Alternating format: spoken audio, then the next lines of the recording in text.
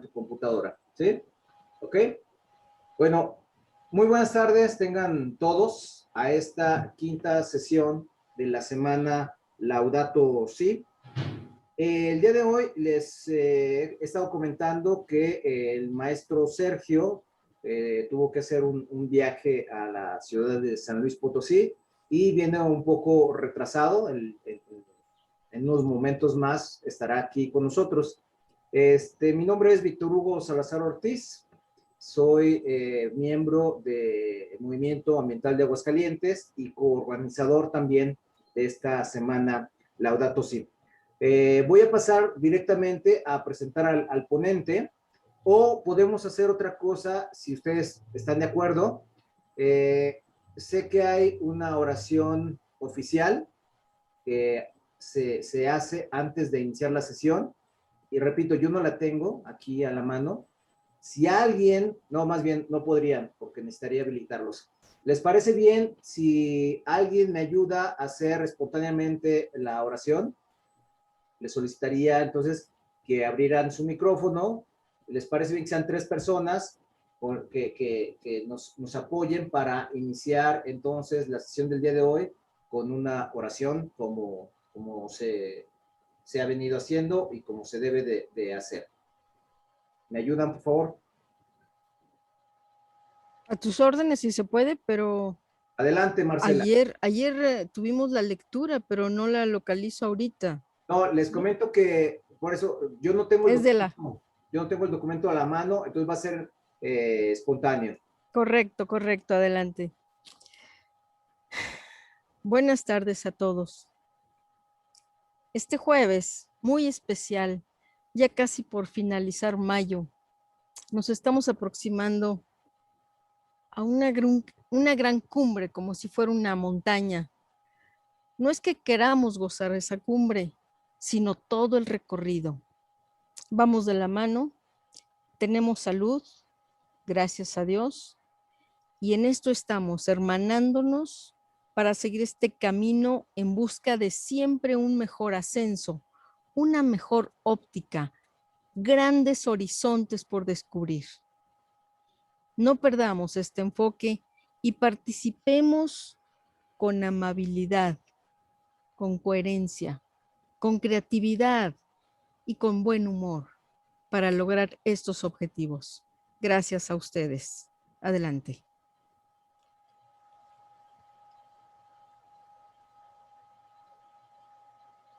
¿Alguien más?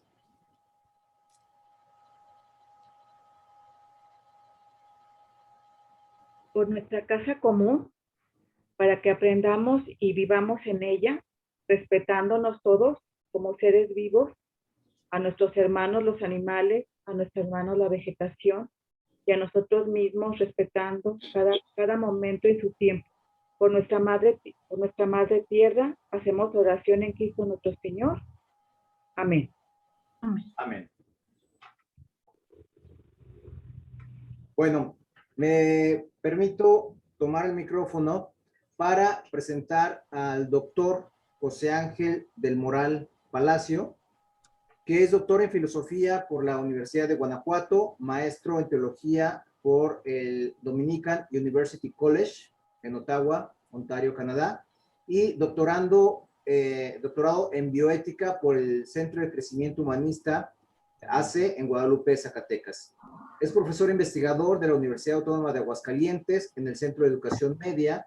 Ha sido profesor del Centro de Estudios Filosóficos Tomás de Aquino en León, Guanajuato, de la Universidad Americana de la UNIVA, de la Universidad perdón, aquí algo leí mal, de la Universidad de Guanajuato y de la Universidad Autónoma de Querétaro. Actualmente es también profesor en los programas de posgrado del Instituto de Investigaciones en Bioética en Monterrey, Nuevo León, y del Centro de Crecimiento Humanista AC. Ha participado como ponente en diversos congresos y coloquios sobre filosofía, ética, bioética y educación, tanto en México como en el extranjero. Ha publicado numerosos artículos y capítulos de libros, así como 5 libros. Su último, en coautoría con el doctor Mauricio Beuchot, es Reflexiones sobre bioética y ecología. una visión hermenéutica, publicado por la Universidad Autónoma de Aguascalientes. Ha formado parte del Sistema Nacional de Investigadores, es presidente del Comité Hospitalario de Bioética del Hospital Star Médica en Aguascalientes y miembro de la Academia Nacional Mexicana de Bioética, capítulo Aguascalientes, la Asociación Filosófica de México, la Red Regional Centro Norte de Investigadores en Filosofía y la Red Mexicana de Educación de Bioética y la Fundación Intervive AC. Pues es un gusto tenerlo esta tarde. Doctor Ángel, le cedo el micrófono. Muchas gracias, doctor Salazar. Pues muy buenas tardes, compañeras, compañeros. Vamos a dar inicio pues, a esta pequeña charla que hemos preparado en esta tarde para ustedes. Gracias pues, a toda la organización del Movimiento Ambiental que ha organizado muy bien todo este evento, toda esta semana y que pues tengo el honor de haber sido invitado. Les agradezco mucho la invitación. Pues sin más, vamos pues decir algunas cuestiones desde el punto de vista de la bioética y de la hermenéutica con respecto a esta encíclica del Papa Francisco, esta encíclica Laudato Si. Pues en primer lugar, si vamos a hablar de hermenéutica, de bioética y de la encíclica, pues simplemente empezar diciendo que la bioética, por lo menos de acuerdo con nuestra Comisión Nacional de Bioética, tal como se ha manejado en tiempos recientes, pues se habla de la bioética como una rama, ¿verdad?, de la ética aplicada, ¿no? Que busca reflexionar, deliberar, hacer planteamientos normativos, planteamientos sobre políticas públicas, para pues lograr resolver toda una serie de problemas, de conflictos a nivel de la vida social, a nivel de todas las cuestiones que tengan que ver con la vida, con la práctica, con la investigación médica, etcétera, ¿no? Todo aquello que de alguna u otra forma afecte la vida en el planeta. Entonces, buscar hacer reflexión, deliberación y proposición proponer planteamientos, ¿no?, para cambio de políticas públicas, de estructuras jurídicas, de estructuras sociopolíticas, etcétera, ¿no?, de estructuras económicas. Entonces, de eso se trata, ¿verdad? De llevar a la práctica, pues, la reflexión y la deliberación que se hace. Y esto, pues, de la mano también vamos a tratar de hacerlo, esta reflexión, desde un punto de vista de la hermenéutica. Ustedes tal vez hayan oído hablar de la hermenéutica, es una disciplina que busca interpretar, nos da toda una teoría y toda una serie de métodos pues, para interpretación de textos, ¿de acuerdo? Que al inicio la hermenéutica era pues, hermenéutica bíblica, ciertamente, pero pues ahora hablamos de todo tipo de textos, y no nada más de textos, digamos, verbales, como un libro o un discurso, ¿verdad? Sino textos como alguna manifestación cultural, ¿no? Como una pintura, por ejemplo, como algún acontecimiento, como una pandemia, por ejemplo, ¿no? Una pandemia, como la que estamos viendo, es todo un acontecimiento, hay que interpretarlo. O como acciones, o como interacciones entre personas, incluso los relatos de vida de las personas que podemos leer como texto, ¿no? Entonces, la hermenéutica de alguna manera habla de todo tipo de textos, ¿no? De cualquier conjunto de signos que podamos considerar como texto, o como todo aquello que se pueda comprender, ¿de acuerdo? Entonces, eso es un poco así a grandes rasgos de lo que se trata la hermenéutica. Ahora, la hermenéutica, pues sí, sobre todo nos va a ayudar mucho en donde tenemos un texto que tenga, pues, posiblemente varios sentidos, no uno solo, sino varios sentidos, ¿de acuerdo? Ahí es donde más nos va a servir la hermenéutica. Y la idea de la hermenéutica es comprender, ¿eh? Comprender significa captar el sentido, captar el significado de ese texto. Y para ello nos vamos a servir de la contextualización, ¿de acuerdo? Que es muy distinto de una explicación científica. Ahorita no me meto en el tema, pero se trata de comprender a través de la contextualización, ¿verdad? Y ese poner un texto en su contexto es a lo que vamos a llamar interpretar, poner un texto en su contexto. Y así podemos entender ese texto de manera adecuada sin sacarlo de su contexto justamente de sentido, ¿no? Entonces, todo texto tiene un contexto, ¿sí? Pero además también tiene un pretexto. Ojo, o sea, un pretexto es la intención con la que yo me acerco al texto para comprenderlo. Entonces, también de eso va a depender mucho la comprensión que podamos tener de los textos, ¿ya? De poderlo ubicar adecuadamente en su contexto, pero también de ir con un pretexto adecuado, ¿no? con una intención clara y definida, porque si nada más nos acercamos a un texto porque nos obligan a leer ese texto, pues no voy a entender nada. En cambio, si yo me acerco a ese texto con una intención concreta, determinada, clara, entonces podré entender mejor las cosas. Entonces, pues de esto se trata un poco la hermenéutica. Y pues desde luego lo que vamos a hacer hoy justamente es esto, ¿no? Hacer una hermenéutica, pues de esta encíclica del Papa Francisco, Laudato Si, alabado seas, esta encíclica que habla acerca del cuidado de nuestra casa común. Es una encíclica que está fechada del 24 de mayo del 2015, ¿no? Hace pues ya 6 años. Y esto es lo que vamos a hacer, ¿no? Tratar de hablar algo del significado, del sentido de este texto, Laudato Si, ubicándola en un contexto de sentido, que para ello nos va a servir la hermenéutica, y desde nuestra perspectiva, o sea, yo me acerco a esta encíclica como bioeticista, ¿de acuerdo? Y esa es nuestra perspectiva con la cual nos vamos a acercar a este documento. Entonces, pues esto así a manera de introducción, ¿eh? Para que sepamos más o menos lo que estamos haciendo. Ahora, vamos a comenzar ahora sí, ya. Entonces, primero ubicar, ¿verdad? ¿Qué es eso de una carta encíclica? Originalmente una encíclica era una carta que un obispo en la iglesia primitiva, en la iglesia antigua, que un obispo enviaba a todas las iglesias de una zona, ¿no? Ahora, en la actualidad ya se amplió el concepto. En la actualidad es una carta del obispo de Roma, en este caso, es decir, el Papa, que envía a todos los obispos, a todos los fieles del mundo católico, sobre un tema, una cuestión que se considera importante desde el punto de vista o doctrinal, o moral, o sociopolítico. Pero ese tema siempre va a ser interpretado desde la luz del Evangelio, ¿de acuerdo? Y en esta ocasión, pues esta encíclica es, curiosamente, fíjense, un primer dato importante, lo dice el Papa en los primeros párrafos de la encíclica, es una encíclica que se dirige no nada más a los fieles, sino que se dirige a toda persona que habita este planeta. Porque la idea aquí es sobre todo de entrar en diálogo con todas las personas acerca de nuestra casa común. ¿Por qué? Porque estamos enfrentando esta problemática del deterioro ambiental, de la crisis ecológica. Entonces, es una invitación a ponernos en diálogo para tratar de hacer algo y salvar. Siempre va con esta actitud de esperanza, porque lo afirma muchas veces en la encíclica, es posible hacer algo. Estamos a tiempo de hacer algo, ¿no? Y este deterioro ecológico que en parte se debe a esta presunción de creernos dueños de la tierra, ¿verdad? Entonces, un poco de esto está o pretende hablar la encíclica. Y también, entonces, es un llamado a responder, pues, acerca de esta protección que debemos a nuestra casa común, ¿no? Y que va pues, dirigida a toda la humanidad y que por lo tanto incluye a toda la humanidad en búsqueda de un desarrollo sostenible y un desarrollo integral.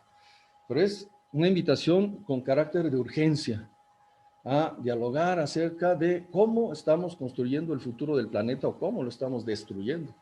Y de tal manera que vayamos superando actitudes negacionistas, indiferencia, confianza en la ciencia y en el desarrollo absolutos, ¿verdad? Esta ciencia carente de principios y de valores éticos, sociopolíticos, que va aliado del actual liberalismo, o neoliberalismo, más bien dicho, ¿no? Con su racionalidad tecnológica, pero también lo dice, ojo, también es muy importante, también, porque él habla mucho del personalismo, y entonces al hablar del personalismo en la encíclica, habla del peligro de no caer en el otro extremismo del neoliberalismo, que son los neosocialismos, que deshumanizan, que despersonalizan. Entonces, tenemos estos dos extremos, ¿eh? El enemigo no es, ojo, nada más el neoliberalismo, son los extremismos absolutistas, tanto de corte liberal como de corte socialista.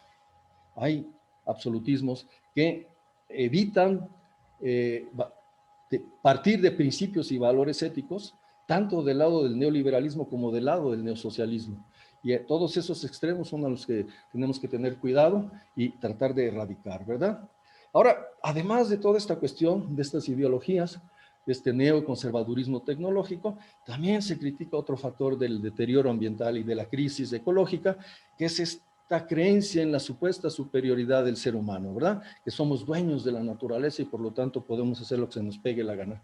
Entonces, ahí en este contexto, de eso está hablando el documento, ¿verdad? La encíclica del Papa. En este contexto de crisis ambiental, crisis ecológica, como ya mencioné, con todas las consecuencias que ustedes conocen, ¿no? Que conocemos perfectamente, de contaminación, de cultura del desecho, la crisis del agua, la pérdida de la biodiversidad, el deterioro de la calidad de vida, de la degradación social también, la inequidad, la injusticia en el planeta, que es un tema muy fuerte en la encíclica, la injusticia, ¿no? La búsqueda de justicia. Entonces, y la idea es un diálogo respetuoso para buscar vías, para buscar caminos de solución a esta crisis. Y también importante recordar que este documento se publica en el 2015, a 50 años de haber concluido el Segundo Concilio del Vaticano, que concluyó en el 65. Y fíjense que el Concilio del Vaticano, justamente la idea del Concilio Vaticano II era dialogar con la modernidad, desde el punto de vista de lo científico, de la economía moderna, de las doctrinas sociopolíticas modernas, de la educación, etcétera, ¿no? ¿Por qué? Porque la Iglesia se iba distanciando cada vez más de esa cultura moderna y la idea del Segundo Concilio del Vaticano era dialogar con esa modernidad. Pues bien, a los 50 años del Concilio Vaticano II, el Segundo Concilio del Vaticano, pues ahora se nos propone continuar el diálogo, ya no tanto con la modernidad, sino con la posmodernidad, una actitud de escucha, de respeto, pero sí también de una enérgica defensa de la vida. Defender la vida, y esto es muy importante, con espíritu de solidaridad, desde un paradigma integral, ¿no? De la realidad y del ser humano. Que tiene que ver con una buena parte de esta visión de la complejidad, ¿verdad? En donde todo está relacionado unas cosas con otras, etcétera, ¿no? Pero visto desde el punto de vista de la fe. Ojo, no es el paradigma de la complejidad tal cual, no es la relación entre todas las cosas, pero desde el punto de vista de la fe. Por lo tanto, se sitúa en el ámbito esta encíclica del auténtico diálogo entre fe y razón, que ha sido tradición no en toda la historia de la Iglesia, pero sí en momentos de luz en la historia de la Iglesia, incluso en la escolástica, etcétera, ¿no? Donde ha habido este intento realmente de hacer dialogar la fe y la razón, la ciencia y la fe, filosofía, ¿no? Hacer este diálogo en un paradigma que ahora llamamos de interdisciplinariedad y que ya se está pasando también a la transdisciplinariedad, ¿no? Que es como el marco ahora adecuado, no quedarnos en una sola disciplina, sino en la relación entre disciplinas para poder realmente tener soluciones. Entonces, estamos en este ámbito, ¿no? de epistemológico, en donde, ya para concluir esta pequeña introducción, nos va a permitir hablar de una superación de, por una parte, este absolutismo de corte neopositivista que niega y que rechaza todo tipo de metafísica, ¿verdad?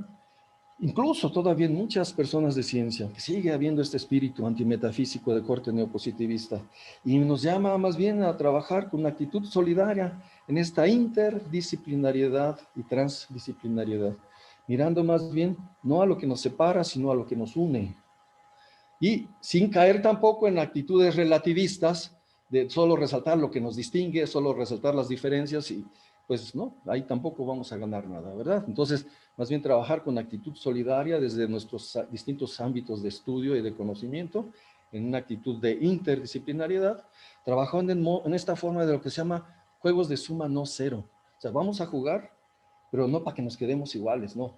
Vamos a jugar, pero para que todos ganemos. No para que unos ganen y otros pierdan, no se trata de eso. Que ganen los de derecha y pierdan los de la izquierda, ahora que ganen los de izquierda y pierdan los de... No, olvídenlo, no se trata de que todos ganemos, porque lo que está en juego es el planeta, la tierra, la vida, de eso se trata. Entonces, esta es un poco la propuesta así general, ¿verdad? El planteamiento general de la encíclica, el propósito general de la encíclica. Y ahí va a haber 2 o 3 cuestiones importantes que nos va a proponer. el documento papal. En primer lugar, un primer aspecto importante es esto que yo he denominado su crítica a la racionalidad tecnológica. No solo a la tecnología en sí misma, sino a la racionalidad tecnológica que está en el fondo de la actual tecnología, ¿no? Porque esta racionalidad tecnológica actual es un fenómeno nuevo, ¿eh? Es distinto de la ciencia moderna y de la racionalidad científica moderna, ¿no? Antes se hablaba de ciencia y se hablaba de tecnología como la ciencia aplicada, ¿no? Ciencia y la ciencia aplicada, la tecnología. Bueno, ahora ya se está invirtiendo el papel. Ahora la tecnología es condición de posibilidad para que haya desarrollo científico. Si no hay tecnología, no se puede desarrollar ciencia. Y no solo eso, sino que la ciencia va a crear su propio objeto de estudio. Somos capaces de crear nuevos elementos, de modificar la naturaleza. Vean cómo está cambiando ya la racionalidad de la científica a la tecnológica, ¿verdad? Entonces, y se va convirtiendo en un factor social fáctico, ¿verdad? De poder. Y el criterio, uno de los criterios importantes de esta racionalidad tecnológica es la eficacia operativa. Es el principio, es lo que les interesa. ¿Qué es lo que busca la tecnología? Eficacia operativa. En donde, fíjense, ya no nos preguntamos por lo que son las cosas, ni por el valor de las cosas, ¿no? No hay respeto a las cosas mismas, sino ¿para qué me sirve? Eso es lo que interesa, la eficacia operativa. ¿De acuerdo? Desde una perspectiva pues muy pragmatista. Y hay un factor interno también, una manera de ser de esta racionalidad que es la autoexpansión, o sea, se va metiendo en la cultura. En cualquier aspecto de la cultura se va metiendo la tecnología. La tecnología es invasiva, ¿no? Entonces, es algo de lo que empieza a cuestionar la encíclica del Papa Francisco, ¿verdad? Y sobre todo, esto es lo más peligroso, esta racionalidad tecnológica funciona como una auténtica voluntad de poder. Sí, le sonó a Nietzsche, ¿verdad? Pues sí, esto de voluntad de poder viene de Nietzsche, pero es aplicado a la tecnología, porque esta voluntad de poder que tiende a manipular lo real, a cambiar todo lo real, no me importa lo que es, sino para qué me sirve y por lo tanto cómo lo puedo manipular, cambiar, modificar, transformar. Yo puedo hacer lo que yo quiera con la naturaleza porque lo único que te interesa es la voluntad de poder. Entonces se da esta relación de dominio de esta racionalidad tecnológica sobre toda la naturaleza. Todo está a disposición de esta racionalidad. ¿De acuerdo? Y tiene su imperativo, ¿eh? Así como está el imperativo categórico de Kant, pues también esta racionalidad tiene su imperativo. Y ese imperativo hace que pues yo no acepte lo que los principios éticos o principios sociopolíticos o principios religiosos. No, yo me rijo por mi imperativo tecnológico que me dice todo lo que se pueda hacer, se va a hacer. Si se puede hacer, se va a hacer, punto. Esa es la mentalidad, esa es la racionalidad, ¿verdad? La racionalidad justamente tecnológica. Y es otra cosa que dice en la encíclica, aunque con otras palabras, es una mediación, o sea, ya no es un mero instrumento como la ciencia o como la técnica, ¿no? Sino que es una mediación. O sea, un instrumento es algo que yo utilizo, para algo me sirve y lo dejo, pero ahora es una mediación, o sea, está presente permanentemente en la vida. O sea, ya para vivir, para comer, para relacionarme con las personas, para hacer mi vida, necesito, está metida en la vida. Es una mediación. Ya no puedo dejar la tecnología, sino que está metida permanentemente en la vida, ¿no? Entonces, son algunas de las características, pues, de esta racionalidad tecnológica. Este es un primer aspecto que cuestiona la encíclica papal. Desde luego no en este orden, ahorita lo hizo un poquito más, así como por bloques temáticos. El otro aspecto que cuestiona también la encíclica es la cuestión del antropocentrismo. Y la encíclica habla de un antropocentrismo desviado, porque empieza recordando datos del magisterio, ¿verdad? Datos bíblicos, y se resalta que somos parte de la creación, pero tenemos una dignidad especial. Somos parte, pero con una dignidad especial, ¿no? En primer lugar, porque no somos una cosa, no somos algo, sino que somos alguien. Y ese alguien que es imagen y semejanza divina, ¿verdad? Se toca mucho este tema. Pero además de ser alguien y ser semejanza divina, también se recuerda que todo lo que Dios hizo es bueno, ¿eh? No nada más el ser humano, toda la creación es buena. Pero a partir de ello empieza a hablar acerca de la creación, de los textos bíblicos sobre la creación, ¿verdad? La creación en 7 días, el jardín del Edén y todos estos textos. Y habla de, pues, del ser humano, estos textos hablan del ser humano, pero hablan con lenguaje simbólico, con lenguaje narrativo. Esto lo reconoce y no es ninguna novedad el texto de la encíclica, pero sí empieza a resaltar cada vez más que se supone en estos textos que cuando se habla del ser humano, bueno, no se supone, se afirma que cuando se habla del ser humano, aún en el lenguaje simbólico, se habla del ser humano, pero no como alguien aislado totalmente por encima de las cosas, aislado de las cosas de manera solipsista, sino el ser humano es alguien que está en vínculo íntimo con la naturaleza, con los demás y con Dios. O sea, no se puede entender al ser humano aislado, sino en íntima relación con los demás, con la naturaleza y con Dios. Este es un punto importante también que se empieza a resaltar cada vez más en la encíclica, ¿no? Y otra cosa que se nos resalta es que estos relatos de la creación no invitan de ninguna manera al dominio de la tierra. Y fíjense, dice la encíclica, esa es una interpretación errónea, hay que rechazar. Y hay que leer los textos en su contexto, haciendo una adecuada hermenéutica, tal cual lo dice en la encíclica. Y esto nos lleva a recordar, ¿no? Nos lleva a recordar que efectivamente si hacemos una lectura adecuada, ¿verdad? Estos textos de la creación, si los ponemos en su contexto adecuado, en su contexto histórico, ¿no? De en qué lugar, para quién, qué problemáticas trataba de resolver, porque todo texto tiene su contexto, ¿no? Y si ubicamos también en su contexto literario, a qué tipo de género literario pertenecen, etcétera, qué sentido tenían los textos originalmente, ¿verdad? Cuando fueron escritos, y si hacemos su contexto semántico de las palabritas que utiliza, ¿no? Por ejemplo, dominar, todo este tipo de cosas, vamos viendo que en realidad estos textos de lo que nos hablan no es de un inicio hace miles de millones de años, o en algún momento cronológicamente hablando del ser humano, no, esa no es la problemática de la que hablan los textos. Hablan de la función del ser humano en el seno de la creación, de eso están hablando, ¿no? Del proyecto que Dios, Yahvé, tenía para el ser humano. Y se nos dice que el ser humano está en la tierra, ha sido puesto por Dios en la tierra para cultivarla, para cuidarla, ¿no? En el texto, el que nos habla del jardín del Edén, por ejemplo, ¿verdad?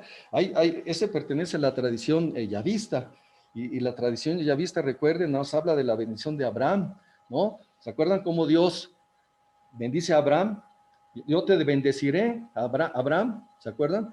Y tú, Abraham, serás una bendición para todas las naciones de la tierra. Ese es el texto.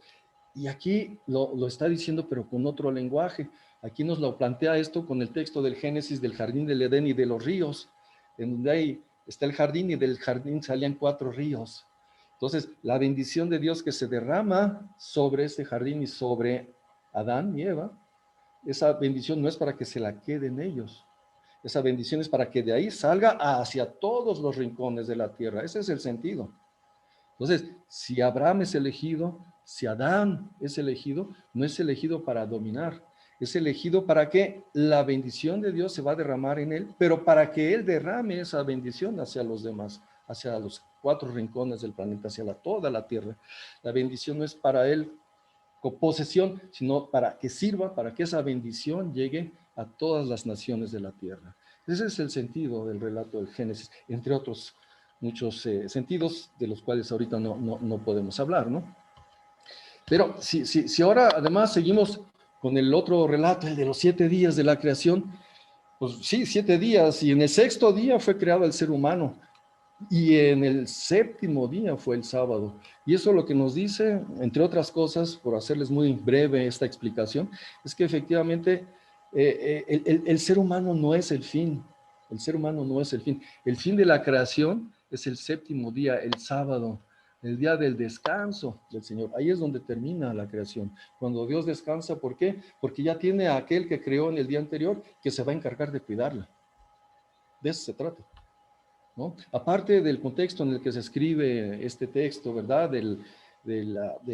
la crisis de la idolatría en el exilio babilónico y demás, ¿no?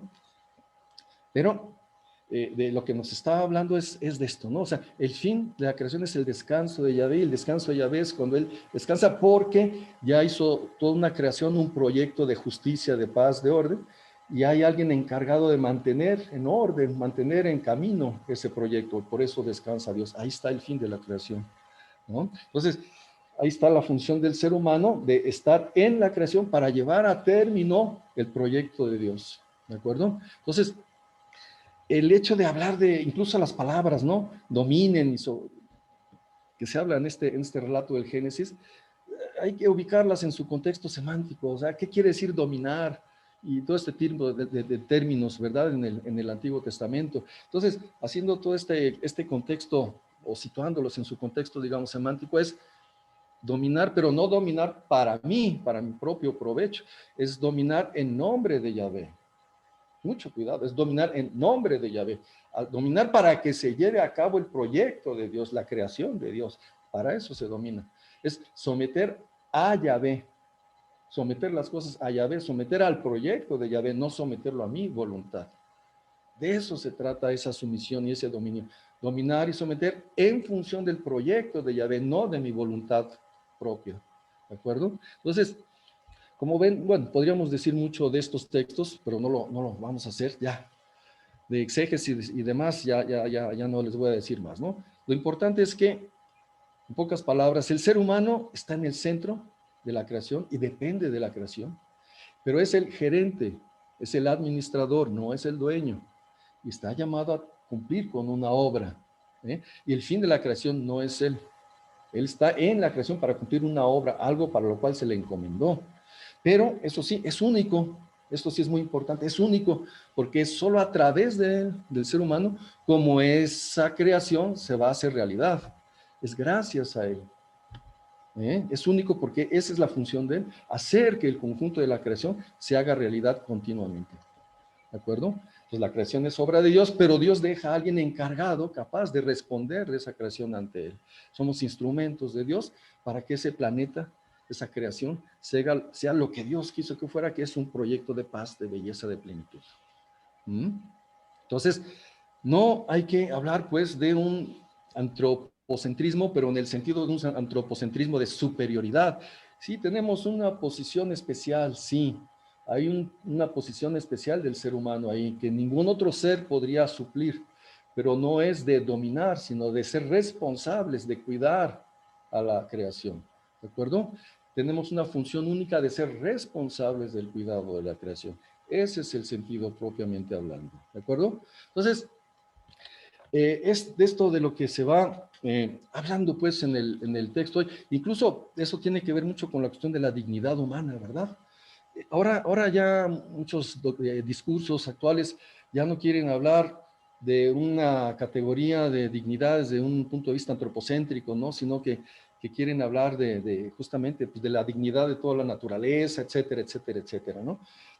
Entonces, ahí es donde realmente hay que cambiar esa noción de dignidad, ¿no? De pasar de pensarla como superioridad a más bien pensarla como participación, como complementariedad y sobre todo como servicio, como administración.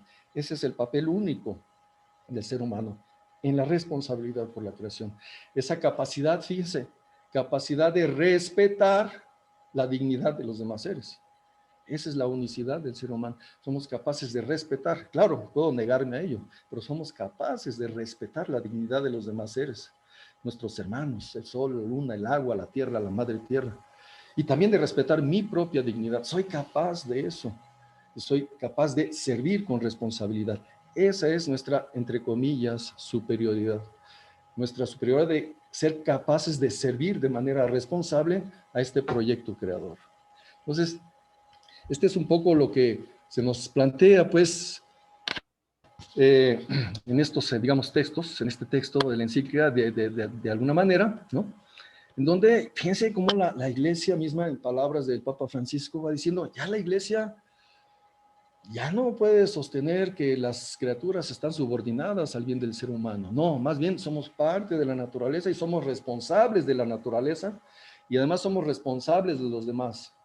responsables de nosotros mismos, de los demás y de la naturaleza, ¿no? Entonces, este deber de cuidado, de la custodia, ¿no? Abel, ¿dónde está tu hermano Caín? ¿No? ¿Dónde está tu hermano? Pues, ¿y acaso soy yo el guardián de mi hermano? Pues sí, sí eres guardián de tu hermano. Ese es el sentido del texto, ¿verdad?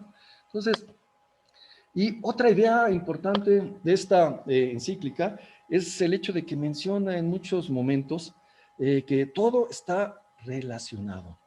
Es decir, mi relación conmigo mismo, el cuidado de mí mismo, el cuidado de mi propia dignidad como persona, está en relación con el cuidado y la responsabilidad por los otros, y con el cuidado y la responsabilidad por la naturaleza y con la relación con lo sagrado, con Dios. ¿De acuerdo? Es decir, todo está relacionado en ese sentido. ¿De acuerdo? Incluso dice, hablando del medio ambiente, ¿no? Hablar del medio ambiente, dice, es hablar de una relación, la relación entre la naturaleza y la sociedad que habita esa naturaleza. Y fíjense, como todo está relacionado, dice, hay que buscar soluciones integrales a los problemas ecológicos y a los problemas del medio ambiente, porque también una importante aportación es que no hay dos crisis separadas. Como todo está relacionado, es que no hay dos crisis, una ambiental por otra, una parte, y por otra parte la crisis social, de fragmentación de las relaciones humanas y todo. No, no, no, es una sola, es una crisis que tiene como dos rostros, esa crisis socioambiental, ¿no? Y por lo tanto, se necesita una aproximación integral para resolver esa crisis, ¿no? Entonces, este es un poco el esquema que plantea, es decir, todo está en relación. La relación conmigo mismo está en relación con los demás. Si se afecta la relación con los demás, se afecta la relación con la naturaleza. Si se afecta la relación conmigo mismo, por ejemplo, si yo a mí mismo me pienso como dueño de la naturaleza, pues eso va a afectar mi relación con los demás y con la naturaleza. Si yo me considero parte de la naturaleza, mi propia autoconcepción, ¿de acuerdo? Mi mentalidad, mi racionalidad, mi sensibilidad, ¿no? Mi relación conmigo, si yo me considero parte de algo, dependiente de algo, entonces eso va a afectar mi relación con los demás, con la naturaleza y con lo sagrado. Es decir, todo está en relación. Y viceversa, ¿no? La relación con los demás afecta la relación conmigo mismo, la relación con la naturaleza afecta mi relación con los demás, etcétera, ¿de acuerdo? Y mi relación con lo sagrado afecta todo esto. Es decir, es la idea de que unos elementos de la creación tienen que ver con los otros elementos y que hay una relación compleja entre todo, ¿de acuerdo? De que si se pierde el equilibrio en una de las dimensiones, se va a romper el equilibrio en todo lo demás. Entonces, esta es una idea que está, bueno, el dibujito es mío, pero este es el esquema, ¿verdad? La relación íntima que hay entre todas las cosas. Ahora, otra cosa importante con respecto a esta postura antropológica es que el Papa en distintos momentos de la encíclica llama a evitar extremismos de pensar al ser humano. Por ejemplo, él habla de evitar extremismos como, por ejemplo, el neoconservadurismo tecnocrático, ¿no? La fe en la ciencia y en el progreso ciegos, ¿verdad? Pero también evitar el extremo de pensar que el ser humano es un peligro, ¿no? Y que lo mejor es la naturaleza solita. No, pero hay que buscar un punto intermedio, ¿no? Hay que evitar esos extremos. Hay que evitar el extremo del igualitarismo axiológico, o sea, todos valen igual. Todos los seres valen igualitos. Una cucaracha vale igual que un caballo y vale igual que una persona. Todo vale igual. Entonces, evitar ese extremo del igualitarismo y también evitar el divinizar la tierra, divinizar lo creado. No es Dios, son cosas. Entonces, evitar extremismos, evitar el negar la dignidad humana, porque también es eso. Hay ese extremismo, ¿no? De negar la dignidad y función del ser humano tan importante en la naturaleza. No hay que negarlo, ¿no? Por posturas de tipo naturalistas, ¿no? Por ejemplo. Pero hay que evitar también la negación, no solo de la dignidad de la persona humana, sino de la dignidad igual de todas las personas. Es que todas las personas tienen la misma dignidad. Pues no podemos estar cayendo en esos extremos, ¿de acuerdo? Por ejemplo, otros extremos a los que nos llama a evitar el Papa, ¿no? En este papel que tenemos de ser administradores de la creación, es evitar lo que ya se ha denunciado, este antropocentrismo desviado, ¿no? Este antropocentrismo de la superioridad, ¿no? Somos superiores, somos los dueños, somos la finalidad de la naturaleza, no hay nada de eso. estás en la naturaleza y estás para servir a un proyecto de Dios. Pero tampoco hay que caer en el otro extremo, que es el biocentrismo, ¿no? El biocentrismo, la vida, olvidando la función del ser humano, ¿de acuerdo? Ni poner en segundo plano las relaciones interpersonales, ¿ven? Entonces, busca como evitar estos extremos, estos extremismos de tipo absolutista, ¿no? O de tipo relativista, y busca siempre una postura más equilibrada, más intermedia.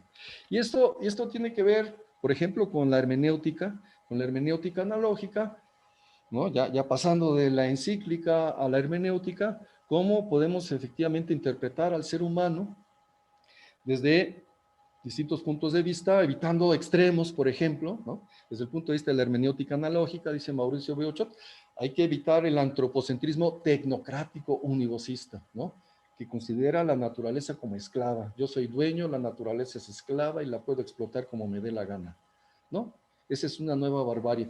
Pero también hay que evitar el salvajismo equivocista, ¿no? Somos parte de la naturaleza, pero no solo parte, o sea, la naturaleza es nuestra dueña, ¿eh? Y yo no cuento, ¿no? Entonces, que olvida lo específico del ser humano, esa diferencia cualitativa del ser humano, ¿de acuerdo? Entonces, hay que evitar esos extremismos y buscar más bien lo que él denomina, Beuchot, un ecologismo personalista analógico, que busque ese equilibrio entre hombre y naturaleza, ¿de acuerdo?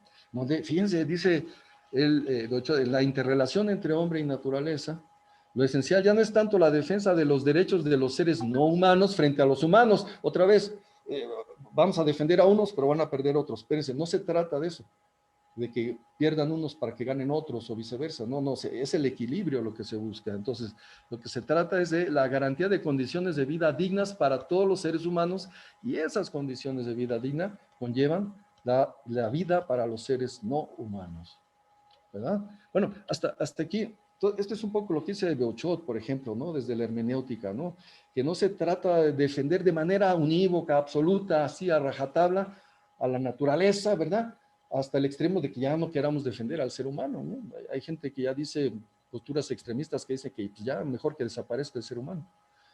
Pero tampoco podemos ir al otro extremo de equívoco, relativista, de dejar que al ser humano siga destruyendo la naturaleza, ¿no? Hay que buscar ese punto de vista intermedio, análogo, que se proteja a la naturaleza y al ser humano, ¿de acuerdo?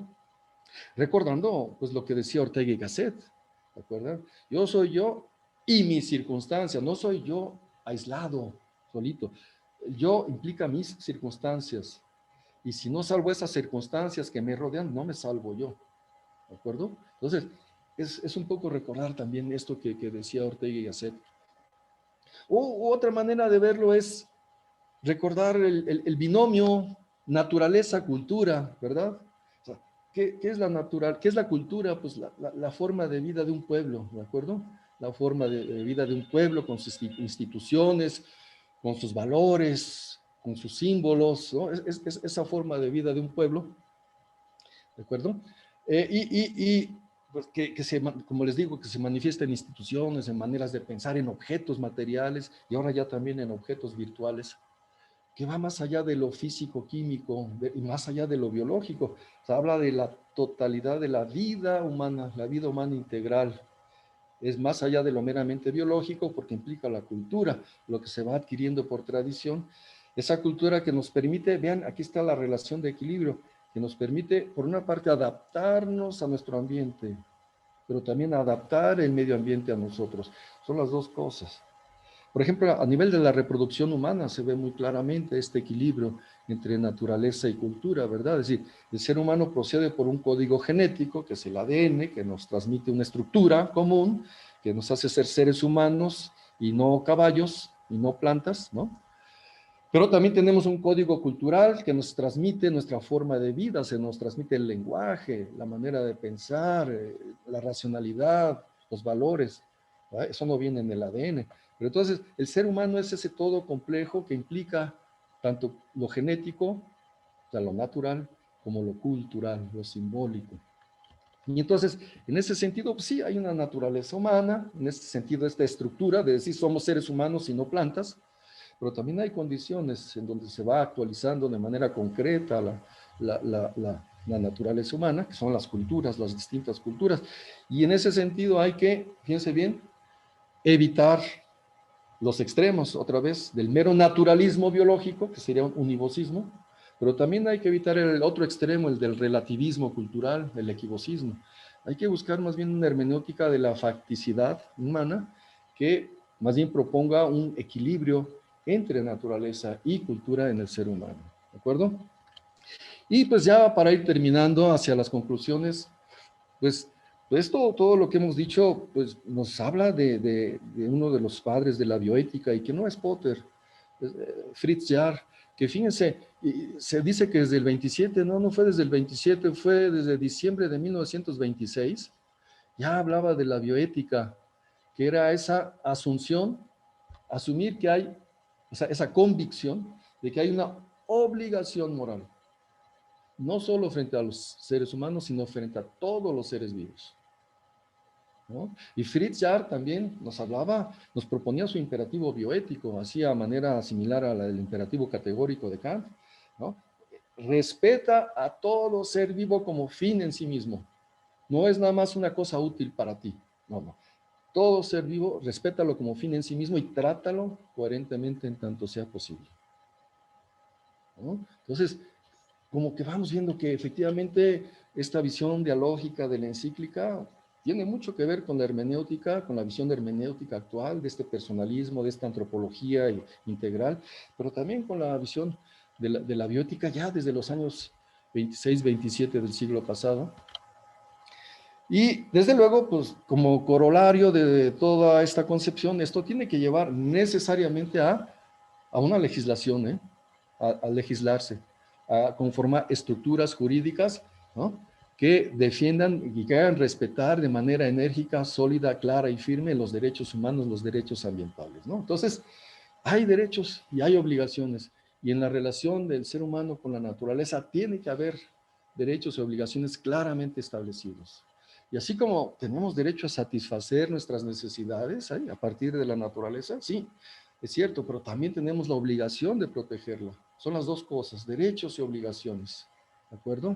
Entonces, buscar esa antropología analógica, intermedia, evitando extremismos. ¿De acuerdo? Porque si es una antropología unívoca, entonces yo tengo todos los derechos y ninguna obligación. Pero si es una analogía, una antropología equívoca, de este naturalismo, este biologicismo y demás, este cosmocentrismo, entonces yo me diluyo ahí en las especies, soy una especie más y ya no tengo ningún derecho. Un momento, se trata de llegar a este equilibrio armónico, intermedio, analógico, en donde todos ganemos, donde la naturaleza gane y el ser humano gane, donde todos los seres humanos ganen y todos los seres vivos ganen. No se trata de que unos pierdan para que otros ganen. ¿Bien? Entonces, y efectivamente, pues hay derecho a tener una calidad de vida. Sí, por supuesto, pero también hay derecho y hay la obligación de lograr esa calidad de vida con un desarrollo sustentable. ¿De acuerdo? Entonces, tiene que haber derechos y deberes con respecto a este ideal de vida, este proyecto de vida, diríamos, ¿no? Ideal de vida desde un punto de vista teleológico, filosófico, pero también un proyecto de amor y de creación y de bondad desde el punto de vista teológico. Y esto hay que hacerlo realidad, hay que hacerlo una estructura válida realmente a nivel de una legislación que haga efectivamente realidad pues todo esto de lo que hemos hablado. Pues esto es algo de lo que yo les quería compartir el día de hoy. Hay muchas más ideas, pero son algunas cuantas ideas que rescato, que me pareció pertinente mencionarles el día de hoy, pues para provocar su reflexión y sobre todo sus comentarios. Así que, pues sin más, termino nuevamente agradeciendo al movimiento y a todos ustedes por su presencia, y pues quedo a sus órdenes. No sé si hay algún comentario, alguna pregunta, alguna duda. Voy a dejar ya de compartir esta presentación y me parece que pues podemos abrir un espacio para el diálogo. Ya vemos que ya llegó nuestro estimado compañero Sergio. Buenas tardes o noches, Sergio. Pues yo creo que le dejo la palabra a Sergio para que a partir de este momento él coordine el diálogo. Muchas gracias, doctor. Sí, le venía escuchando en el automóvil, no tenía en el dispositivo móvil todas las herramientas, entonces el doctor Víctor Hugo Salazar me hizo favor de fungir desde la computadora de escritorio como el anfitrión de la sesión, pero sí lo venía escuchando. Sí, estamos grabando la ponencia. Ahorita les paso, si quieren, también los links de las ponencias anteriores. Y bueno, abrimos este espacio de preguntas, de diálogo, de reflexión conjunta. Por favor, sírvanse ya sea utilizar el cuadro de chat o de solicitar vía levantar la mano el uso de la voz para hacer alguna pregunta, para plantear alguna inquietud, para hacer algún comentario. Mildred nos dice en el chat, muchas gracias y un fuerte abrazo. ¿Alguien más que quisiera hacer alguna pregunta?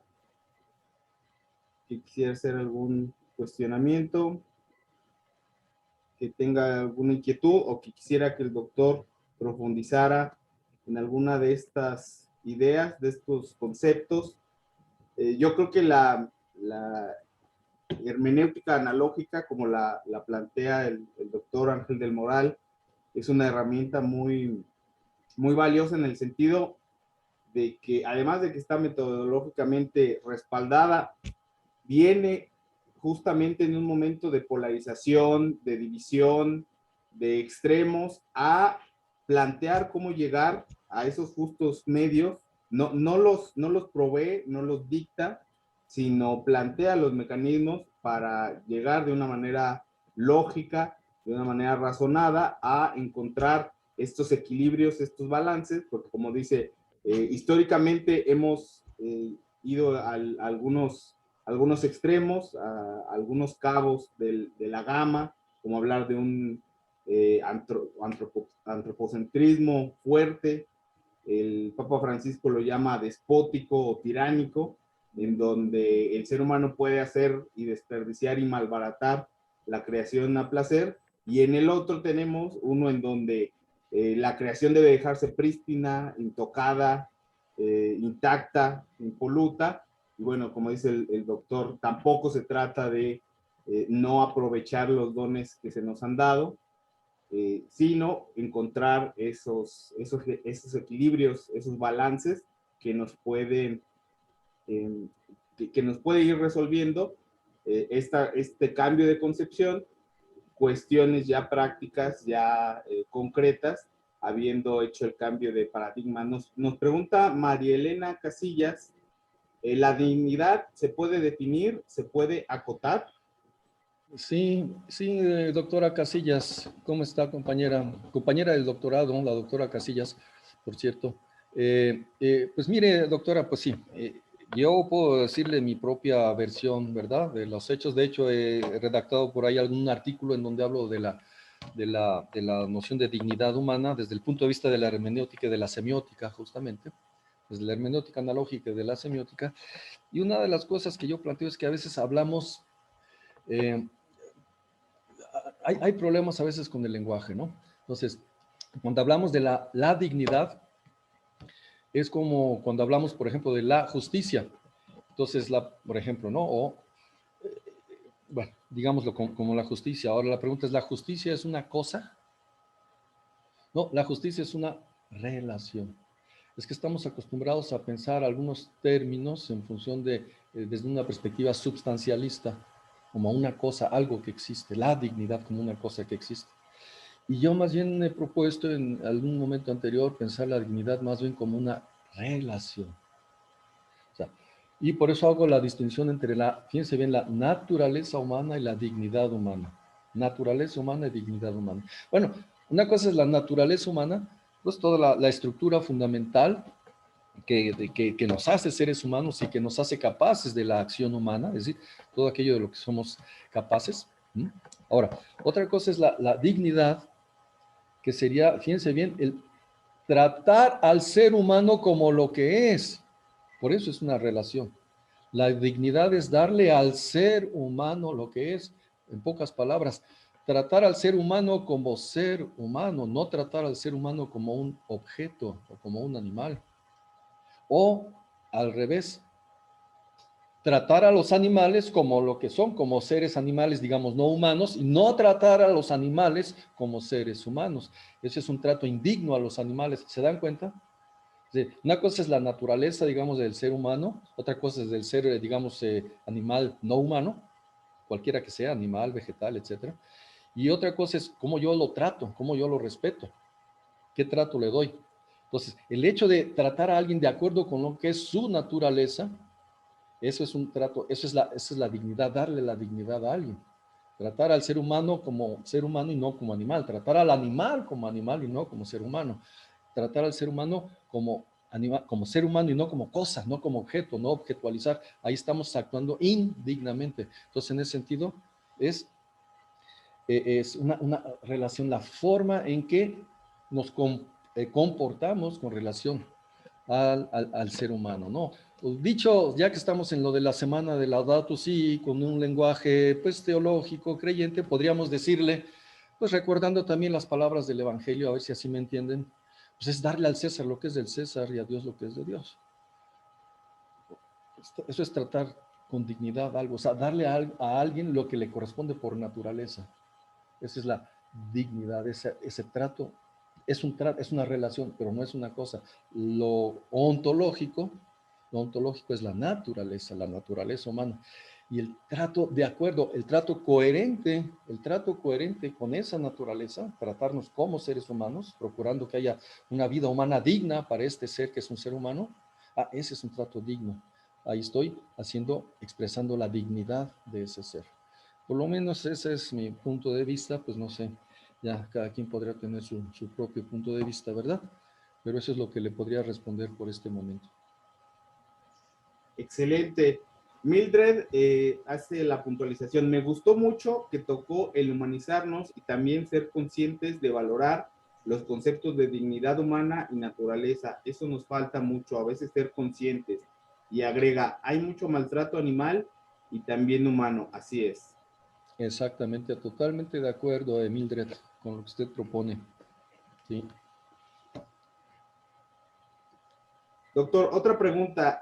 Dice Javier, ¿se puede hablar de derechos animales o se trata más bien de un deber humano hacia ellos? Yo creo que Sí, este último término es el término que debería utilizarse, pero quizá sea debido a los movimientos progresistas que a todo buscan darle derechos. ¿Cuál es su opinión? Saludos. sí, muchas gracias por la pregunta. Sí, miren, en realidad hace un momento, y algo lo mencioné en la presentación, pero ya como era al final, ya tenía algo de prisa, lo pasé de manera muy rápida, ¿no? Pero al hablar de los deberes, de los derechos humanos, ¿no? Hablamos de que hay deberes y hay derechos, pero los deberes van en relación, sí, en relación. Los derechos tienen una relación con los deberes, ¿no? Si yo tengo derechos, yo tengo deberes. Hay una relación, hay una reciprocidad entre los derechos y los deberes. Ahora, por eso no es tan propio hablar de los derechos animales. ¿Por qué? Porque los animales no son capaces de cumplir con una serie de deberes. Es decir, el ser que es capaz de tener la conciencia y cumplir con deberes y derechos es el ser humano. ¿Ve? Entonces, incluso eso también lo menciona Beuchot en el texto que cité, es decir, no es muy adecuado hablar de derechos animales, sino más bien de nuestros deberes hacia los animales. Eso sí, otra cosa es que esos deberes hacia los animales, yo lo que quiero entender como derechos de ellos, sí, pues de hecho, más que derechos de los animales, son deberes míos hacia ellos por la bondad íncita, la bondad intrínseca de todo ser vivo en cuanto a sí mismo, ¿no? Pero también por el hecho de tener que cuidar la madre tierra, la madre naturaleza de la que yo soy parte y que depende de mí para subsistir. Es decir, yo soy responsable de cuidar de los seres vivos de la madre tierra y en ese sentido es deber mío, ¿no? Se puede pensar como derechos de los animales, pero propiamente hablando son deberes míos. Ese es por lo menos mi punto de vista. Gracias. Los hermanos de Justicia, Paz e Integridad de la Creación, Jalisco, piden la voz. Adelante, si gustan abrir micrófono y cámara para su participación. Doctor, muchas gracias en general por toda la ponencia, ¿verdad? Y sin hacer mucho afán de este tema o no querernos centrar tanto en este tema, pero la verdad que sí me ha removido mucho ahorita que estamos tratando este punto porque he encontrado muchos movimientos que con todo esto que se está dando ahorita del trabajo por la ecología han tomado bandera precisamente de esto, de lo que hablaban ahorita sobre los derechos Sí. de los animales, ¿no? Y lo defienden de una forma férrea y a veces inhumana, ¿verdad? Vemos ahí comentarios acerca de gente que dice que la vida del ser humano pierde valor porque somos una plaga, porque lastimamos a la naturaleza, porque dañamos en general, ¿no? Y el animal no se puede defender y entonces es mejor salvar la vida de un perro, por ejemplo, de un perro bebé que de un niño bebé, ¿no? Cosas que pienso yo que son alarmantes también en nuestra forma de pensar actual, bueno, en la forma de pensar de algunos de estos movimientos, porque precisamente van en contra de la dignidad, no solamente del ser humano, sino del animal en sí mismo, ¿no? Entonces agradecerle por estos argumentos científicos, lógicos y filosóficos que nos está dando también para nosotros poder profundizar más en estos temas y poder también acercarnos a un debate, ¿no? O debatir acerca de esto. Muchas gracias. No, al contrario, compañero, muchas gracias por sus palabras. Ahí, aprovechando que usted estaba hablando, tuve unos segundos, les compartí ahí en el chat el vínculo para el PDF del libro que acabamos de publicar, el doctor Beochot y yo, sobre ética ecológica y hermenéutica. Entonces ahí tienen el vínculo. Así que, y si no, es muy sencillo, ¿eh? Bueno, incluso ahí ya lo puso nuestro compañero Checo ahí en la pantalla. Incluso es muy sencillo porque además está en la página electrónica de la universidad. Simplemente entran a la editorial de la universidad y ahí lo buscan.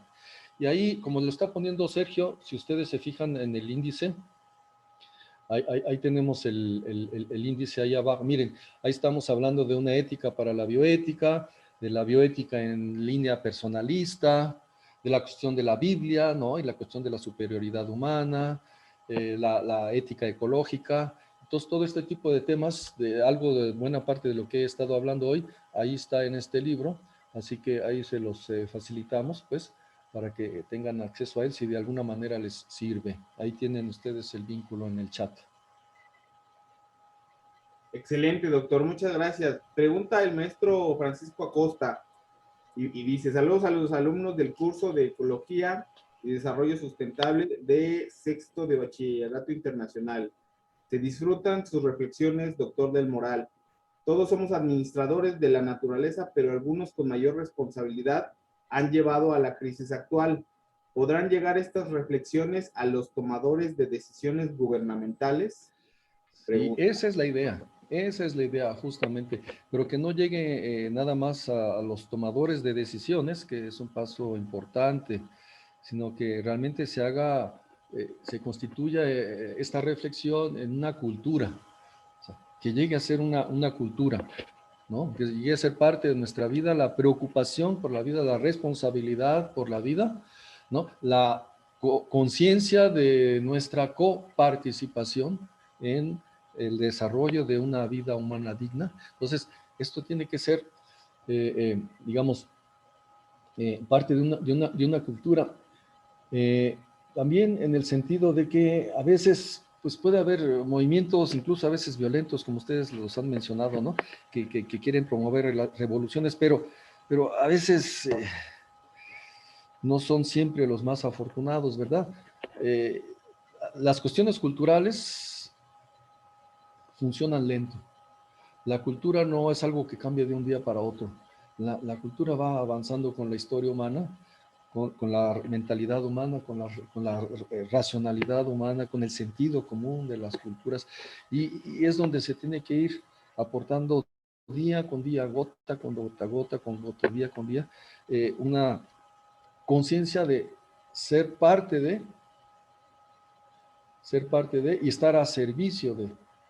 Porque si no, igual digamos, toparemos con los tomadores de decisiones, pero si no hay esa conciencia de parte de ellos, sino que de parte de estas gentes que son los que tienen el poder de mover los rumbos, de alterar los movimientos políticos, las estructuras, no hay esa conciencia, sino que hay una perspectiva más bien de utilidad, pragmatista, de eficiencia, pues es que no va a funcionar. Por eso tenemos que ganar todos, tenemos que ganar todos. Es decir, incluso había algún autor por ahí, Ramón Queraltó, hablando de valores y tecnología en el mundo actual, que dice, bueno, incluso hay que aprender a proponerles a los tomadores de decisión, como les llaman, a los poderes fácticos, las cosas, pero desde el punto de vista de su propia racionalidad. O sea, desde el punto de vista de la eficacia y la eficiencia y de la utilidad. Es decir, ¿cómo proponer? Esa sería la forma, tal vez, aparte de hablar de los valores, pero junto con hablar de valores de justicia, de solidaridad, de todos estos valores digamos, éticos y ecológicos, hablarles también, juntamente con, digamos, la cuestión axiomática, axiológica, hablarles desde el punto de vista de la utilidad y de la conveniencia. A usted le conviene que no haya crisis ecológica, a usted le conviene que haya un sistema sanitario, que haya agua, que haya ecosistemas saludables, le conviene por esto y por esto y por esto y por esto y por esto y por esto. Si somos capaces de trabajar también desde el punto de vista de la utilidad y la eficiencia con estos llamados tomadores de decisiones, tal vez sea una mejor estrategia de nada más exigir derechos que la racionalidad tecnológica no entiende, porque solo entiende sus propios principios. Entonces, tal vez hablarles con su lenguaje para no atacar a unos y que ganen otros, no, que ganemos todos, que gane el mundo, que gane la vida. De eso se trata, que gane la humanidad. De eso se trata. Y es lo que les podría decir por el momento. Perfecto, doctor. La doctora Elsa Marcela Ramírez dice, buenas tardes. ¿En qué momento la tecnología no respeta la dignidad de los demás seres? Bueno, no respeta la dignidad en el sentido de que la tecnología no le interesa la dignidad, ¿de acuerdo? No le interesa la dignidad, sino que le interesa la utilidad. O sea, a mí no me pregunto, desde el punto de vista tecnológico, la pregunta no es, ¿qué es esto? La pregunta es, ¿para qué me sirve? Entonces, en ese momento, en el momento que ya no estoy respetando, ¿qué es? ¿Se acuerdan lo que decíamos de la dignidad? La dignidad es el respeto a la naturaleza de las cosas, a la naturaleza humana, a la naturaleza animal, vegetal, etc. Entonces, en el momento en que a mí no me preocupa ni me molesta mayormente qué es algo, sino cómo puedo utilizarlo o para qué me puede servir, desde ese momento ya no estamos respetando la dignidad. No sé si eso contesta a su pregunta. Me parece que sí. ¿Alguna otra pregunta? ¿Algún comentario? ¿Alguna duda? ¿Pregunta de seguimiento? Dice Javier, opinión, veo difícil que las ideas pro ecología den frutos en una sociedad y en un gobierno que cree que el asfalto, autopistas, industrias y otras cosas contaminantes significan progreso. Un ejemplo, Aguascalientes. Sí, y es lo que decía hace un momento el compañero Javier, gracias. Sí, es difícil. Y esa es la problemática a nivel de la racionalidad. Es decir, uno es capaz de ver una serie de problemáticas ecológicas de injusticia social, injusticia de todo tipo, ¿no? Y de degradación del ecosistema y del medio ambiente, pero el problema es cuando se topa uno con los llamados tomadores de decisión, con los poderes fácticos, y uno viene con un discurso que esa otra parte no entiende porque tenemos dos mentalidades, dos racionalidades, una racionalidad ética o bioética que se encuentra y se topa con una racionalidad tecnócrata, neoconservadora, tecnológica, desarrollista, que solo entiende a criterios de eficacia, de eficiencia, de utilidad, al imperativo tecnológico, ¿no? ese tipo de racionalidad. Entonces, el problema es, yo les mencionaba hace un momento al doctor Queraltó con esta perspectiva de proponerle esta mentalidad, las cosas desde el punto de vista de la eficacia y de la utilidad. ¿Por qué? Porque él llamaba, fíjense bien, voy a tomar un par de minutos para explicar esto. El libro en donde habla de los valores, la ciencia y la tecnología en la sociedad actual, tiene un subtítulo, se llama El caballo de Troya al revés. Acuérdense que el caballo de Troya fue una estrategia que utilizaron ciertos, digamos, griegos para justamente invadir Troya, pensando que era un regalo, metieron el caballo a su ciudad, y una vez que el caballo estaba dentro, salieron los soldados, eran como el virus, y ese virus destruyó la ciudad, ¿no? Bueno, ese es el caballo de Troya, pero ahora el caballo de Troya al revés. Se trata de introducir en la mentalidad, en la racionalidad tecnológica, neoconservadora, desarrollista, introducir los vectores de la eficacia, la eficiencia, la utilidad.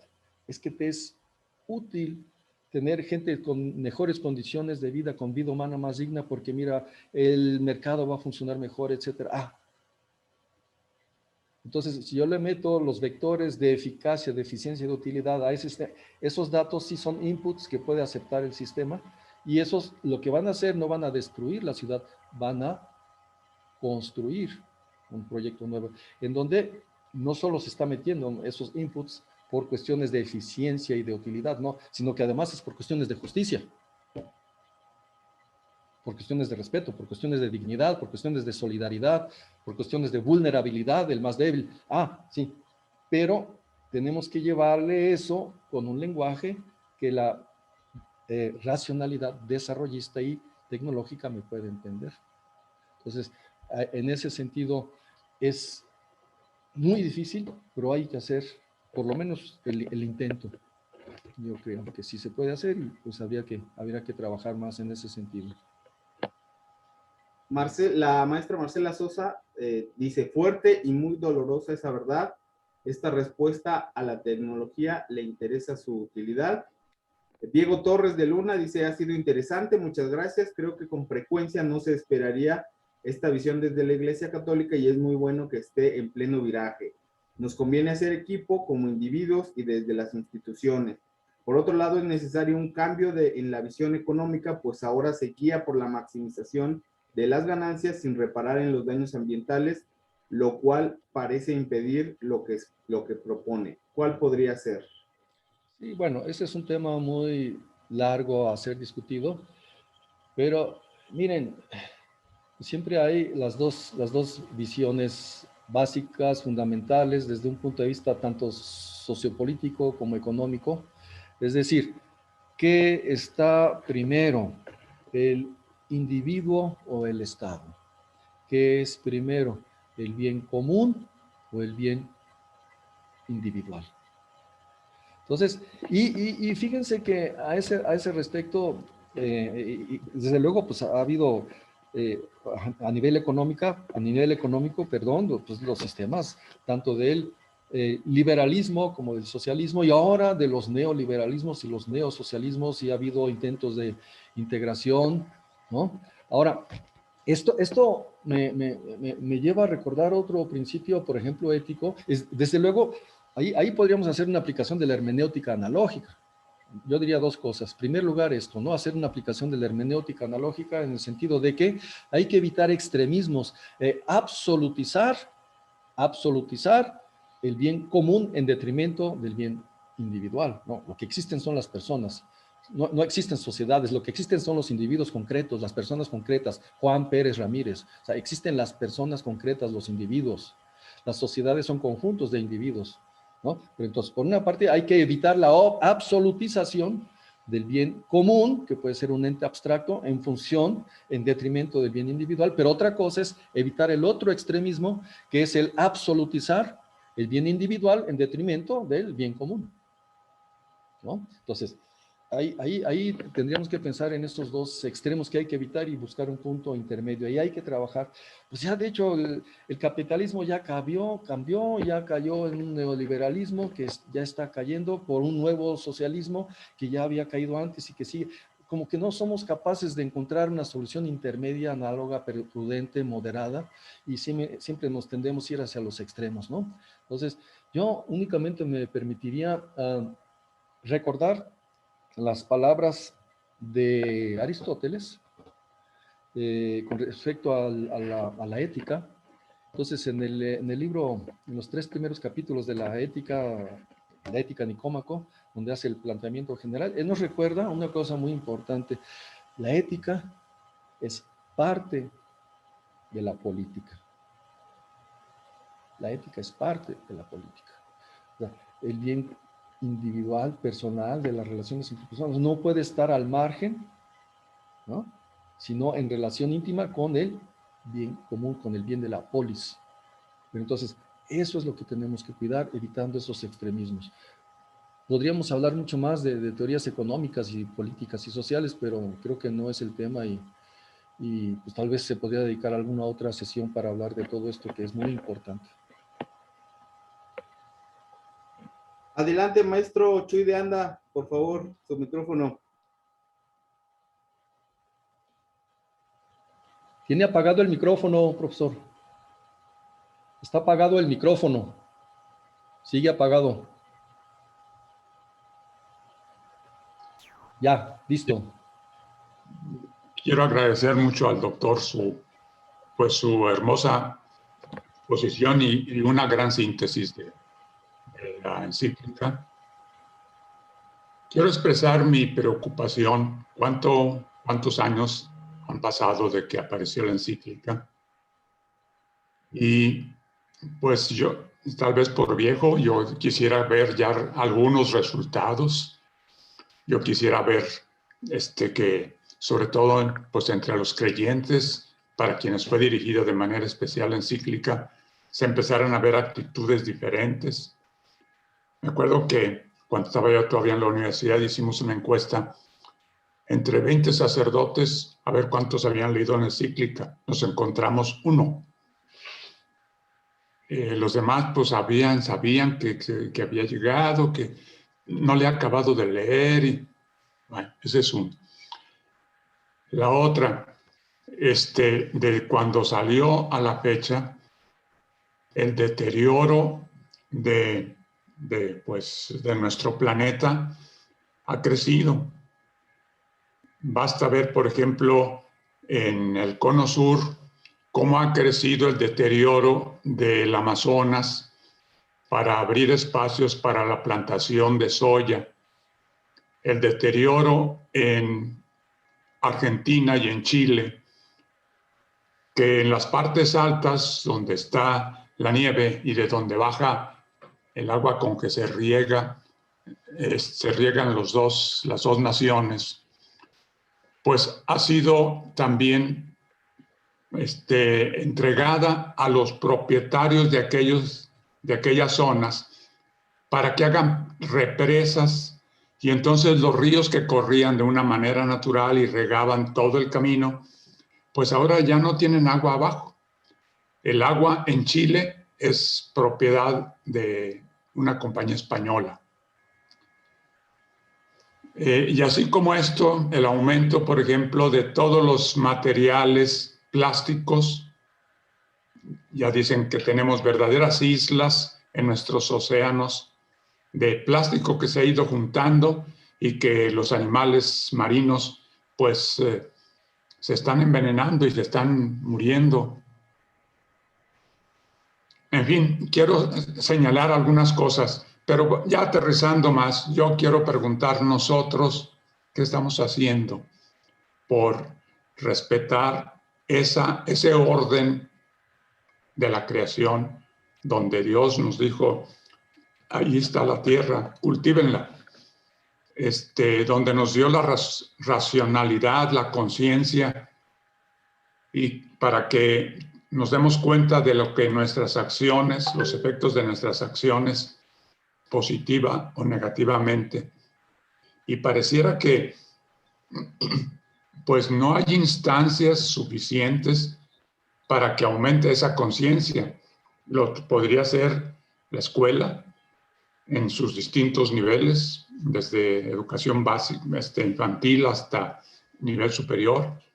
Lo podría hacer las instituciones políticas, eclesiásticas, económicas, y no veo que haya, la educación tiene un poquito, pero se queda a nivel de, pues, de una leccioncita en la escuela o de algún ejercicio muy buenos, no lo quito, pero no veo un esfuerzo serio, dado el daño que se está haciendo por la destrucción de la naturaleza. Debería ser un esfuerzo serio de todos los países y de todos los gobiernos y de todos los organismos que tienen que ver con la ecología, para que esto de reversa, porque bueno, si seguimos a este paso, vamos a tener problemas muy serios, van a tener los que nos sigan, problemas muy serios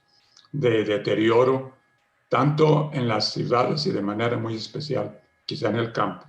Yo invitaría a que pudieran, en nuestro entorno y nuestro contexto, pensar, por ejemplo, cómo trabajamos con nuestra basura. Separamos la orgánica de la inorgánica. ¿Qué están haciendo nuestros gobiernos con toda esa basura? Nomás de ver cómo la tiran allí, donde revuelven de todo, donde van allí desde material de construcción y comida de animales, excrementos de animales, desperdicios de la cocina. Yo digo, pues, ¿cómo podemos esperar que la naturaleza se rehaga, se reconstruya, si no hacemos acciones conducentes?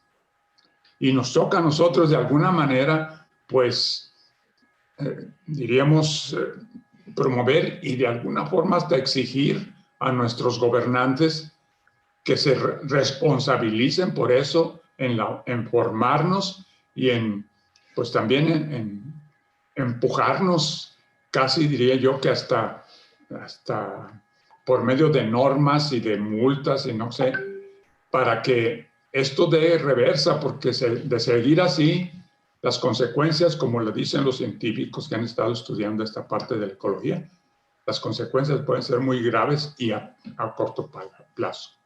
Muchas gracias. Gracias. No, pues gracias por sus palabras. Y sí, pues hay que trabajar. Muchos de estos aspectos que usted menciona es algo que toca también el Papa Francisco en la encíclica, pues, las medidas a tomar a nivel de acuerdos, a nivel de legislación, a nivel de el fortalecimiento de movimientos ciudadanos solidarios, como diría Adela Cortina, las mal llamadas ONGs, porque pues no se vale definir algo por lo que no es, ¿no? Organización no gubernamental, pues entonces me estás diciendo lo que no es, pero dime lo que sí es. O sea, no hay que definir las cosas negativamente, ¿no? Dice Adela Cortina alguna vez platicando, me decía, pues es que hay que definir las cosas de manera positiva, ¿no? Organizaciones solidarias ciudadanas. Y eso es lo que hay que fortalecer para hacer un contrapeso al poder estatal, al poder de los monopolios, de las multinacionales, etcétera, ¿no? Hay que trabajar en eso y que eso llegue a lo que decíamos, a la cultura, ¿no? Que va desde la familia. Entonces, es un proceso largo, pero hay que construirlo. ¿Por qué? Porque el proceso que nos ha llevado hasta aquí también ha sido largo. ¿Sí? Entonces, hay que trabajar. Hay mucho trabajo por hacer, como usted dice. Yo quisiera aprovechar el tema para invitarles mañana, justamente como dice el maestro Chuy, ¿qué acciones concretas podemos hacer? Mañana es el Día de Acción Global por Nuestra Casa Común, y aquí en Aguascalientes vamos a celebrar una jornada de restauración de árboles nativos en el Parque México a las 6 de la tarde, coordinada por el doctor Víctor Hugo Salazar. Esta experiencia es también destacable en términos de lo que ahorita ambos comentaron, porque por un lado es una estrategia de educación ambiental práctica, en donde se enseña no solo el valor de la biodiversidad nativa, sino sino que estamos tratando de romper con el paradigma de las reforestaciones a tutiplén y con especies de las que caiga, sino recuperar los especímenes que están brotando de manera natural, de manera adaptada en los mismos sitios, y brindarles nada más una pequeña protección, un pequeño mantenimiento para que naturalmente y resilientemente se puedan seguir desarrollando. Y por otro lado, es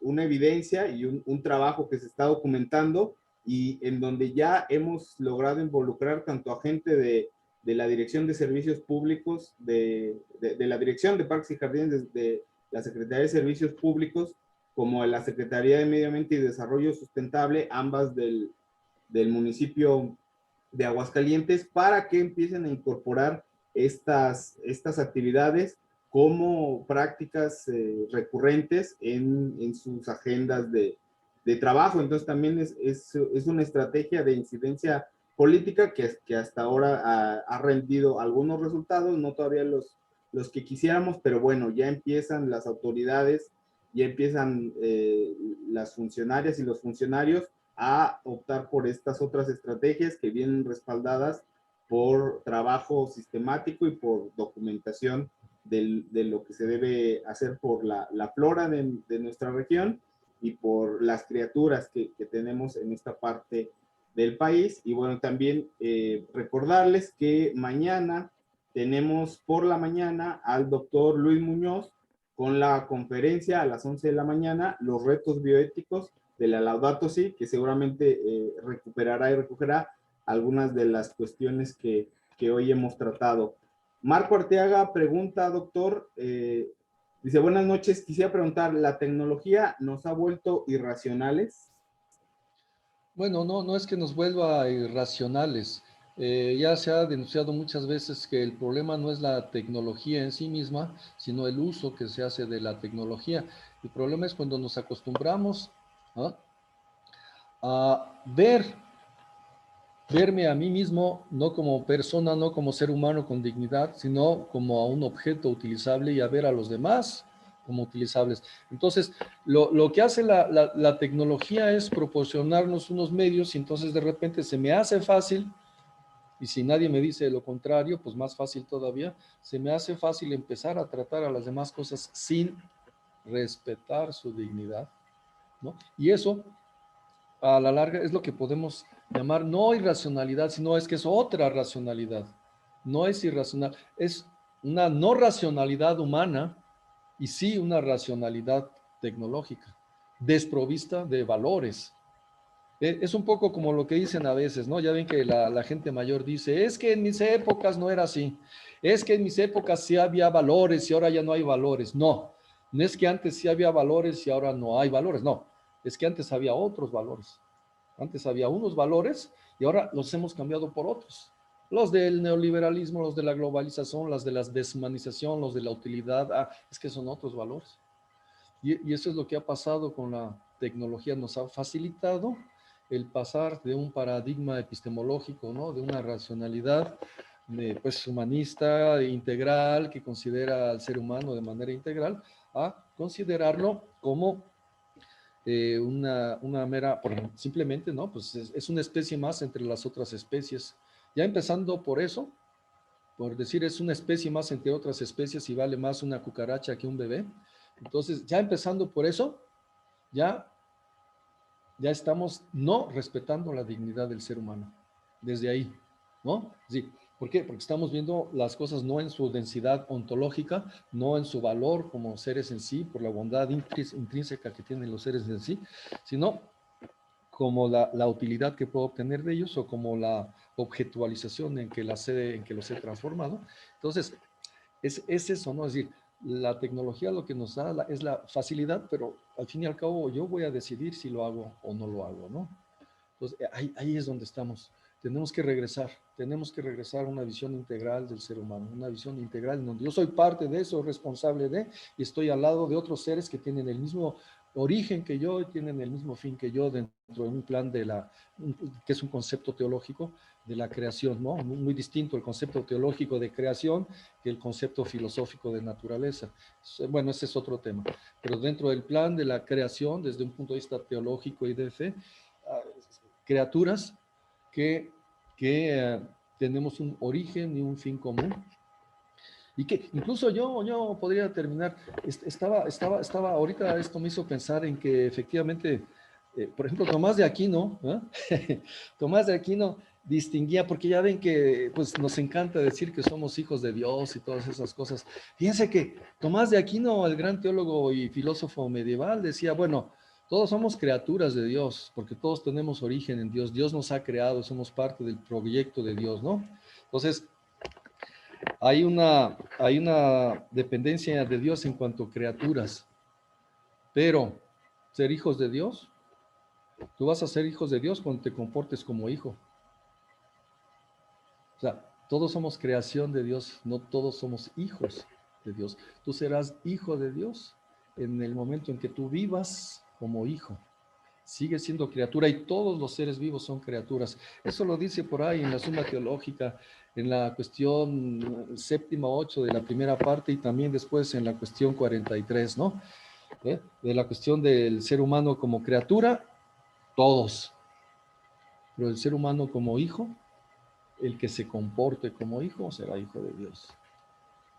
Eso va a depender de cómo vivas, cómo te comportes, cómo sigas el modelo que Dios te ha propuesto, que era ese modelo del ser humano en relación, en armonía consigo mismo, con los demás, con la naturaleza y con lo sagrado, que es el modelo del Jardín del Edén, por ejemplo, pero que después nos propone en el Nuevo Testamento y que se llama Jesús de Nazaret. Él es el modelo, el paradigma humano de cómo el ser humano puede vivir de manera armónica, en equilibrio armónico consigo mismo, con los demás, con la naturaleza y con el cosmos. Ese es el modelo. Y entonces, en la medida en que tú vayas siendo hijo, como Jesús fue hijo, tú vas siendo hijo de Dios. Eres creación, pero para que seas hijo, eso va a depender de tu propia existencia. Y ese es el reto que tenemos nosotros, ¿no? Tenemos que aprender a realmente ser hijos de ese Padre que nos ha dejado ese proyecto. Muy bien. Catalina Vela dice, gracias Chuy de Anda, un gusto y me compromete escucharlo. Paz y bien. Ro Chávez Marín dice, hola, me agradó la explicación religiosa interpretando el sentido del ser humano hacia su compromiso bioético, pero ¿cómo resolver los conflictos de decisión concretos sobre actuar en favor de la ecología o en favor de la producción humana, muy poco enfocado al cuidado de la vida en general, cuando la analogía entre biocentrismo y antropocentrismo siguen opuestas? Aún considerando que todo tiene valor, ¿cómo se decidirá a qué se le otorga más valor entonces? Y bueno, obviamente ese no es un tema que tendría que haber tratado porque el tema de hoy era sobre la Laudato Si, ¿no? Entonces, posiblemente ya sea un tema que requiera mucho más, bueno, de tiempo, ¿verdad? No sé cómo andamos de tiempo también, por cierto. Pero bueno, el hecho es que, bueno, punto número uno, no hay una analogía. O sea, de hecho, hay una contraposición entre el antropocentrismo y el ecologismo, el biocentrismo, ¿no? O sea, de hecho son las posturas opuestas, contrarias, ¿no? En realidad lo que hay que buscar es ese equilibrio armónico intermedio, analógico, prudencial, entre un antropocentrismo de tipo superioridad, ¿no? Y ese ecocentrismo de un igualitarismo entre todas las especies, ¿no? O sea, ese es el, digamos, el proyecto. Está como proyecto teológico, por ejemplo, a nivel, fíjense bien, a nivel, pues, de los paradigmas que se nos menciona a nivel de la Sagrada Escritura, ¿no? El proyecto del que Dios tiene para el ser humano en el Jardín del Edén, el proyecto que Dios tiene en el Antiguo Testamento, el proyecto que Dios tiene, por ejemplo, en la tradición dijimos, en la tradición ya vista, ¿no? Recibir la bendición de Dios para ser yo una bendición para los demás. Ahí está, ¿no? Recibir la bendición, pero la bendición no es para mí, la bendición es para derramarla hacia los demás. o en el mismo Nuevo Testamento, ¿verdad? El Nuevo Testamento que nos habla del seguimiento de Cristo y la misma espiritualidad bíblica, por ejemplo, que recuerden que la espiritualidad bíblica del Antiguo Testamento no es tan distinta de la del Nuevo Testamento, salvo la figura obviamente de Jesús, pero la espiritualidad del Antiguo Testamento propiamente hablando surge con el acontecimiento del Éxodo y vean de la salida de la esclavitud, ¿no? De los judíos de Egipto y todo esto, ¿verdad? No hago toda la historia, pero vean cómo la espiritualidad judía tiene que ver con los relatos referentes al Éxodo, porque Yahvé les dice, por ejemplo, acuérdate, cuando tú eras esclavo en Egipto, que no tenías ningún derecho, ninguna dignidad, porque no se te respetaba, acuérdate que eras esclavo en Egipto. Y yo, el Yahvé, Señor Dios, con mano fuerte, brazo poderoso, te liberé, te saqué de Egipto y te llevé a una tierra que mana leche y miel. Acuérdate, ¿ya te acordaste? Perfecto. Ahora, haz tú lo mismo con el pobre, con la viuda, con el huérfano, con el forastero, con el afligido. Acuérdate lo que yo hice por ti. Ahora haz tú lo mismo por los demás. ¿Se fijan? Una espiritualidad de la imitación. Acuérdate. Acuérdate lo que hizo Yahvé por ti, ahora haz tú lo mismo por los demás. Abraham recibe la bendición de Yahvé y Abraham derrama la bendición hacia los demás. Acuérdate de Jesucristo, resucitado de entre los muertos. Él es nuestra vida. Él es nuestra salvación. Yo, dice Jesús, yo soy el camino. O sea, sígueme, ven y sígueme.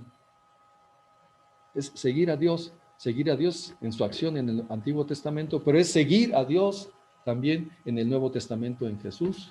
¿Se fijan? Por eso, vean, y ahí está la dignidad tan grande del ser humano. Por eso somos, fíjense, imagen y semejanza de Dios.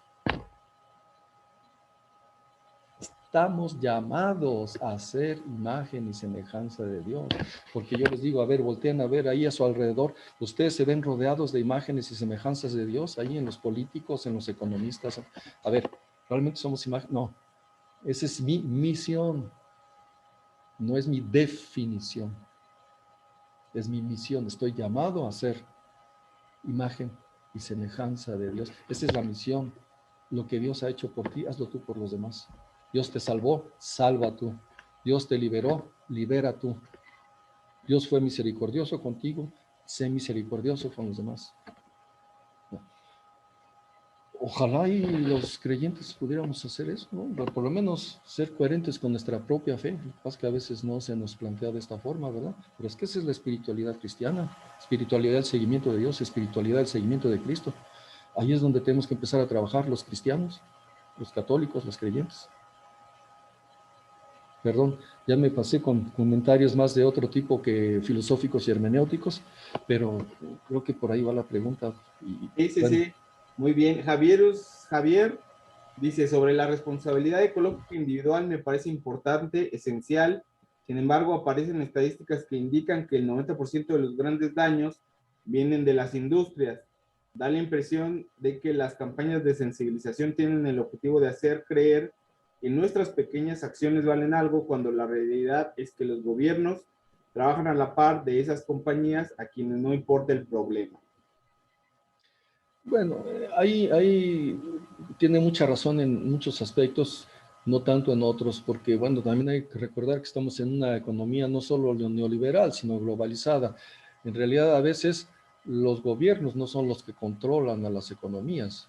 En realidad, en esta economía neoliberal, en realidad son las economías las que gobiernan las que controlan a los gobiernos. Aquí ya se invirtió en la situación de globalización de la economía neoliberal, ya se invirtió la relación Estado-empresa, y en donde ya incluso se habla de la fragmentación del Estado, y del predominio de las empresas, digamos, multinacionales, ¿no? Entonces, ahí habría que tal vez...